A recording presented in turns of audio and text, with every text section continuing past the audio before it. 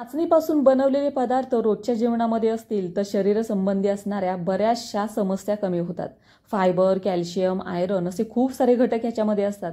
म्हणून खास करून लहान मुलांना नाचणी सत्व हे लवकर चालू करतात।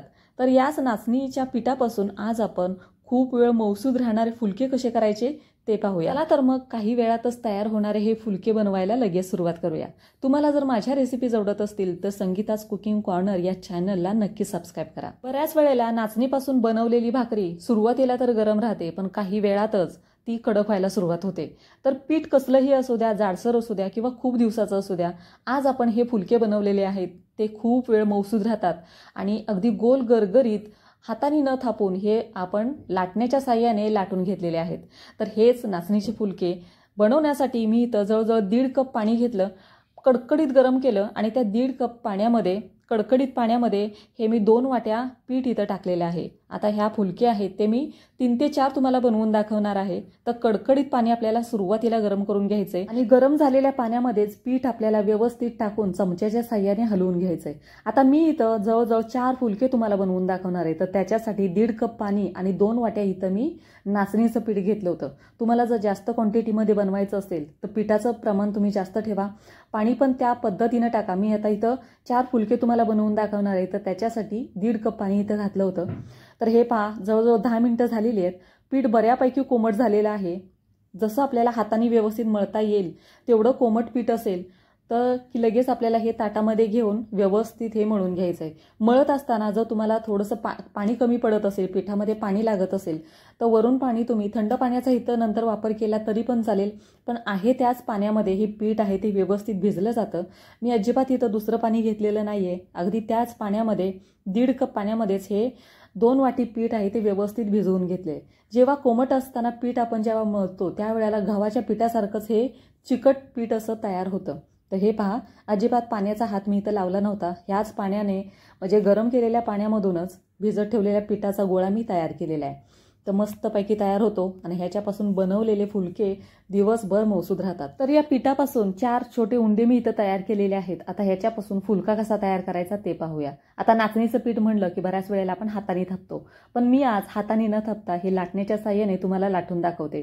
जशी गव्हाची चपाती आपण बनवतो अगदी त्याच पद्धतीनं हे नाचणीचं पीठ आहे ते मी इथं लाटलेलं आहे। अगदी पातळ गोल गरगरीत ह्याची भाकरी म्हणजेच फुलका तयार होतो। तर हे पहा, मस्त अजिबात आजूबाजूने चिरा जात नाहीत, व्यवस्थित हे लाटायला येतं।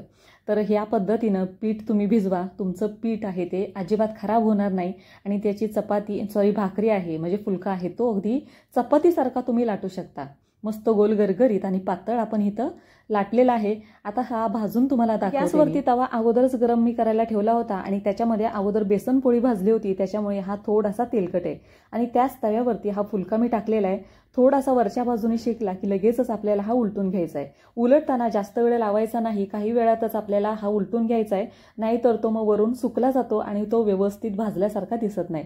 तर खालच्या बाजूने पण व्यवस्थित शेकून घ्यायचा आणि परत आपल्याला उलटा करून छान असा हा फुलका आहे तो तव्यावरतीच फुगवून घ्यायचा आहे। तर तुम्ही बघू शकता मस्त गोल गरगरीत आणि छान असा, जसा आपण गव्हाच्या पिठाचा फुलका तयार करतो किंवा तांदळाचं पीठ आहे ते उकडून जशा त्याच्या भाकरी तयार करतो अगदी त्याच पद्धतीनं हा फुलका आहे तो तयार होतो।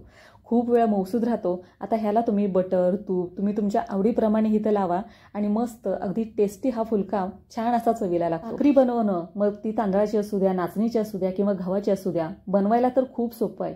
जे रोजचं जेवण बनवतात त्यांच्यासाठी खूप सोपं आहे, पण जे क्वचित जेवण बनवतात, जे शिकतायत त्यांच्यासाठी ह्या गोष्टी पण बऱ्याचशा अवघड होऊन बसतात। तर खास करून हा व्हिडिओ त्यांच्यासाठी आहे। बनवायला खूप सोपं आहे, फक्त मनापासून करा आणि ज्या छोट्या छोट्या गोष्टी आहेत त्या फॉलो करा। तुमची भाकरी असू द्या, चपाती असू द्या किंवा तांदळाची भाकरी असू द्या, अजिबात खराब होणार नाही। या पद्धतीनं तुम्ही नक्की तयार करा। तांदळाच्या पिठाची जी आपण भाकरी तयार करतो ती पण खूप वेळ मौसूद राहते, ती पण याच पद्धतीनं तुम्ही बनवून पहा, मस्त चवीला पण छान लागते, बनवायलाही खूप सोपी जाईल। तर मस्त फुलके मी तुम्हाला इथं बनवून दाखवलेले आहेत। सगळे फुलके छान असे गोल गरगरीत आणि मस्त फुगलेले आहेत। आता ह्याच्यावरती मी तूप लावलेलं आहे, तुम्ही तुपाऐवजी बटर किंवा तेल थोडंसं लावलं तरी पण चालेल। तर हे पहा, मस्त टेस्टी आपला फुलका आहे तो तयार झालेला आहे। हा तुम्हाला मी फुलका तयार करून दाखवलेला आहे, पण नाचणीचे डोसे, इडली जर तुम्हाला बघायची असेल तर खाली मी लिंक डिस्क्रिप्शनमध्ये लिंक देते, तिथे तुम्ही जाऊन नक्की पहा। कारण नाचणीपासून बनवलेले पदार्थ शरीरासाठी चांगले असतातच, शिवाय लहान मुलांना खास करून ह्याचं जे सत्व आहे, नाचणी सत्व आहे, ते अगदी लहानपणापासून चालू करतात, कारण ह्याच्यामध्ये खूप सारे घटक आहेत आणि ते शरीरासाठी अतिशय फायदेशीर आहेत. तर तुम्हाला हा व्हिडिओ कसा वाटला मला कमेंट करून नक्की सांगा. चॅनलवरती नवीन असाल तर नक्की सबस्क्राईब करा. पुन्हा भेटूया अशाच एका नवीन रेसिपी बरोबर. तोपर्यंत खात राहा, मस्त राहा आणि माझ्या रेसिपीज आवडत असतील तर एक लाईक करा आणि चॅनलला नक्की सबस्क्राईब करा.